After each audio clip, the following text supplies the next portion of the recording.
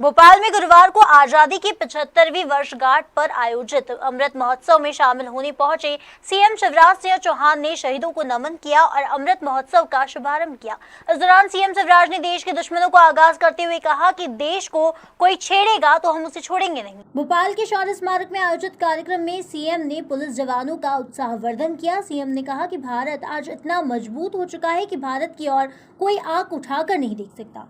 उन्होंने कहा कि भारत का इतिहास सदियों पुराना है। अंग्रेजों से लड़ते हुए चंद्रशेखर आजाद शहीद हुए। शहीद भगत सिंह ने अंग्रेजों पर बम धमाका किया। शहीद भगत सिंह कभी मौत से नहीं डरे।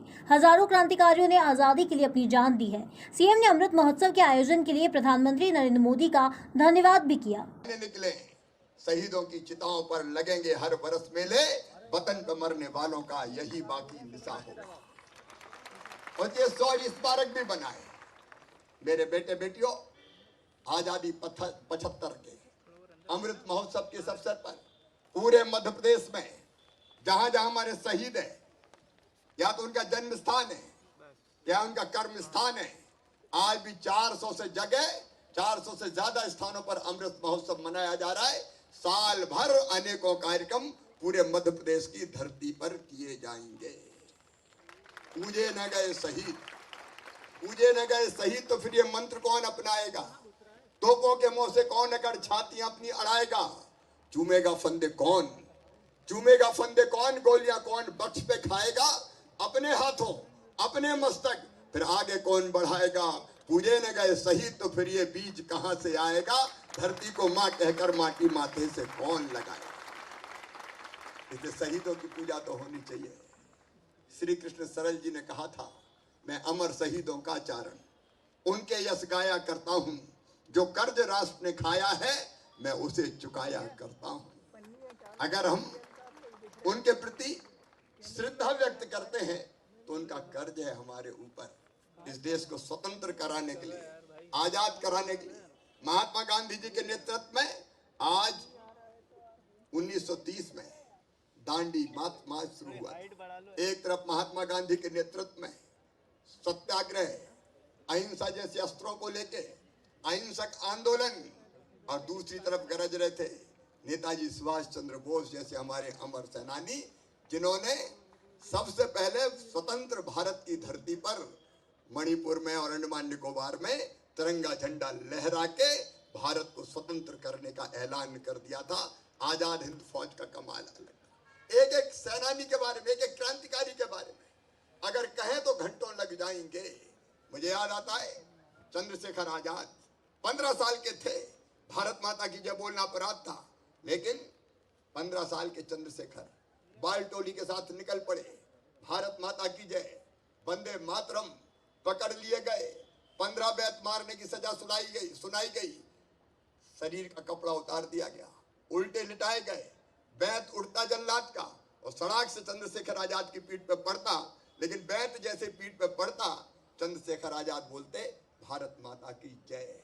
जैसे जैसे बेत की संख्या बढ़ती गई, भारत माता की जय का उद्घोष और तेज होता गया, और 15 बेत पड़ने के बाद चंद्रशेखर आजाद ने कहा था, एक बार तो तुमने जीते जी चंद्रशेखर आजाद के हाथों को हथकड़ी लगा ली, दोबारा जीते जी चंद्रशेखर को कभी हथकड़ी पहना नहीं पाओगे। दुश्मन की गोलियों का हम सामना करेंगे, आजाद ही जिए हैं आजाद ही मरेंगे। और इलाहाबाद के एल्फ्रेड पार्क में अंग्रेजों से लड़ते लड़ते उनके पास माउजर थी पिस्तौल, जिसको वो कहते थे दमतुल बुखारा। मित्रों के साथ जब उनकी माउजर में आखिरी गोली बची तो भारत माता की माटी हाथ में लेके उन्होंने कहा, माँ मुझे माफ कर देना, मैं तेरी इतनी ही सेवा कर सका, और अपनी कनपट्टी से माउजर लगाई और ट्रिगर दबा दिया। जीते जी दोबारा चंद्रशेखर आजाद को पकड़ नहीं पाए अंग्रेज। शहीद आजम सरदार भगत सिंह, फांसी की सजा हो गई, चाहते तो भाग जाते बम का धमाका करके, लेकिन भागे नहीं। कुछ क्रांतिकारी साथियों ने योजना बनाई कि भगत सिंह को जेल से छुड़ाया जाए, और मिलने पहुंचे, गुप्त योजना बनाई, काम तुम्हें जेल से छुड़ाना चाहते हैं। गुस्से से चेहरा लाल हो गया भगत सिंह का, और कहा, भगत सिंह को कायर समझते हो? मैं कोई मौत से डरता हूं जो भागूंगा? उत्तर दिया मित्रों ने, भगत सिंह मौत से कैसे डर सकता है? लेकिन भगत सिंह अगर मर गया, शहीद हो गया, फांसी लग गई, तो फिर आजादी के आंदोलन क्या, इस क्रांति का नेतृत्व कौन करेगा? भगत सिंह ने उत्तर दिया, मुझे फांसी लगेगी। एक भगत सिंह तो मर जाएगा, लेकिन उसके रक्त की धार से हजारों भगत सिंह पैदा हो जाएंगे, जो तब तक लड़ेंगे जब तक ये देश स्वतंत्र नहीं हो जाएगा, भारत माता आजाद नहीं हो जाएगी। कितनी कितनी क्रांतिवीरों की गाथाएं हैं। आज उनको हम प्रणाम करके ये संकल्प लेते हैं कि वो देश के लिए अपने आप को बलिदान कर गए, लेकिन हम देश के लिए जिएंगे। आज मरने की जरूरत आज भी है। ये शौर्य स्मारक काय का प्रतीक है। मैं एक बार गया था आर्मी के कार्यक्रम में, और आर्मी के चीफ ने बोला कि वार मेमोरियल देश के कई राज्यों में है ही नहीं। तब मैंने तय किया, ये 2010 की बात है, कि मध्य प्रदेश की राजधानी भोपाल में शौर्य स्मारक बनाया जाएगा। 30,000 से ज्यादा सैनिक शहीद हुए आजादी के बाद देश की सीमाओं की सुरक्षा करते हुए। पाकिस्तान के साथ हमारे 2-2, 3-3 युद्ध हुए। इसके बाद कारगिल वार हुआ, उसके बाद चीन से हमारे युद्ध हुआ, और आतंकवाद की घटनाओं में लड़ते लड़ते शहीद हुए 30,000 से ज्यादा जवान हैं। हम यहाँ चैन से इसलिए बैठते हैं क्योंकि वो सीमाओं पे दिनों रात खड़े रहते हैं। -40 डिग्री सेंटीग्रेड तापमान होता है, खून जम जाता है, लेकिन जवान हिलते नहीं है। उनके कारण आज भी हम सुरक्षित हैं। यहाँ देखेंगे, हमने उनके फोटो जो मध्य प्रदेश के ऐसे सैनिक है यहाँ लगा रखे, जहाँ आपने देखा होगा प्रणाम करने हम लोग श्रद्धा सहित जाते हैं। यहाँ भारत माता की प्रतिमा भी इसलिए लगाई गई है कि हम उनको लगातार याद कर सकें, जो भारत माता की स्वतंत्रता और एकता अखंडता की खातिर आज भी अपने आप को बलिदान कर रहे हैं। और हमारा संकल्प यही हो कि हम अपने देश के लिए जिएंगे। और अपने देश के लिए जीने का मतलब क्या है? जो काम करेंगे तो मेहनत और ईमानदारी से करेंगे। केवल अपने लिए नहीं, अपने देश का अपना कैरियर भी है, रोजगार भी है, रोजी रोटी भी है, वो भी चले, ईमानदारी से चले। लेकिन जब देश के लिए जरूरत पड़े तो सर्वस्व न्योछावर करने के लिए हम भी तैयार रहेंगे। और जो करेंगे इतना बेहतर करेंगे कि जिससे हमारा देश आगे बढ़े, जिससे हमारा प्रदेश आगे बढ़े। प्रधानमंत्री जी ने मंत्र दिया है आत्मनिर्भर भारत। आत्मनिर्भर भारत के लिए हमने कहा है आत्मनिर्भर मध्य प्रदेश। और आत्मनिर्भर मध्य प्रदेश के कई आयाम है। रोटी, कपड़ा, मकान, पढ़ाई लिखाई, दवाई, रोजगार के इंतजाम से लेके ऐसा मध्य प्रदेश जहां हमारी प्रतिभा का ठीक ढंग से न केवल विकास हो बल्कि प्रकटीकरण भी हो, अवसरों की समानता हो, हम अपने प्रदेश को आगे बढ़ाएं और खुद भी आगे बढ़ सकें।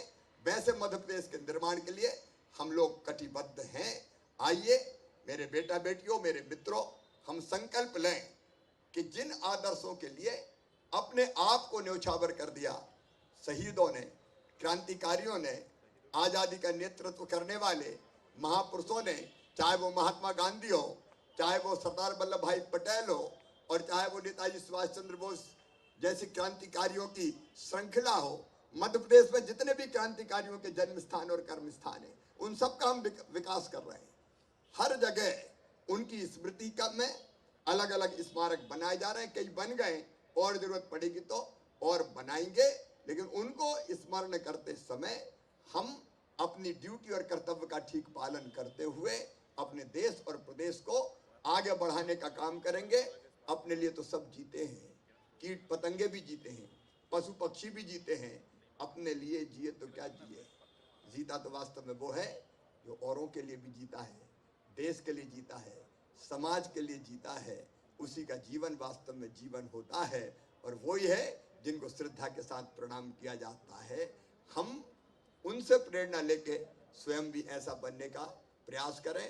और मुझे एनसीसी और एनएसएस पर गर्व है, सचमुच में मैं अंतरात्मा से कह, हृदय से कह। और इसलिए मध्य प्रदेश के सभी स्कूलों में एनसीसी प्रारंभ हो, इसकी हम पहल करेंगे, प्रक्रिया को प्रारंभ करेंगे।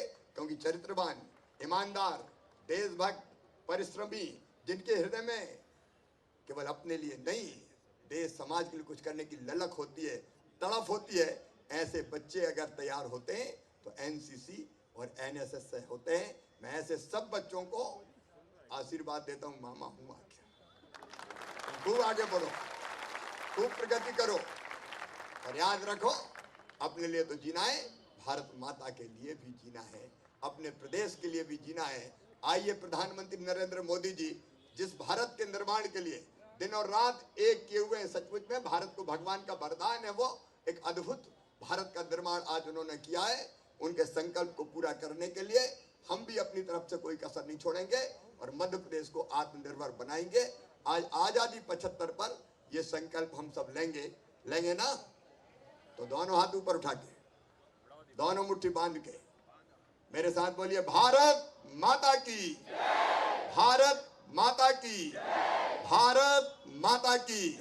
बहुत बहुत धन्यवाद। पानी भी बंद हो गया, डर गया तुमसे। अभिलाषा ग्रुप है कि नहीं है? शौर्य स्मारक पर आजादी का अमृत महोत्सव कार्यक्रम में सीएम शिवराज सिंह चौहान ने घोषणा करते हुए कहा कि बच्चों को अंडमान निकोबार सेल्यूलर जेल घुमाने के लिए भेजा जाएगा। चिन्हित बच्चों को यात्रा भी कराई जाएगी, वह जेल में किस तरह से बनी है, वहां हमारे क्रांतिकारी किस तरह से रहते थे, यह भी दिखाया जाएगा। सीएम ने कहा कि शहीदों के जन्म स्थान पर अमृत महोत्सव मनाया जाएगा। आजादी के 75 साल होने के बाद हमारा सीना चौड़ा हो जाता है। सीएम ने कहा कि शक्तिशाली भारत का सपना संपूर्ण हो रहा है। कार्यक्रम में बीजेपी प्रदेशाध्यक्ष वीडी शर्मा, विधायक कृष्णा गौर भी शामिल रहे।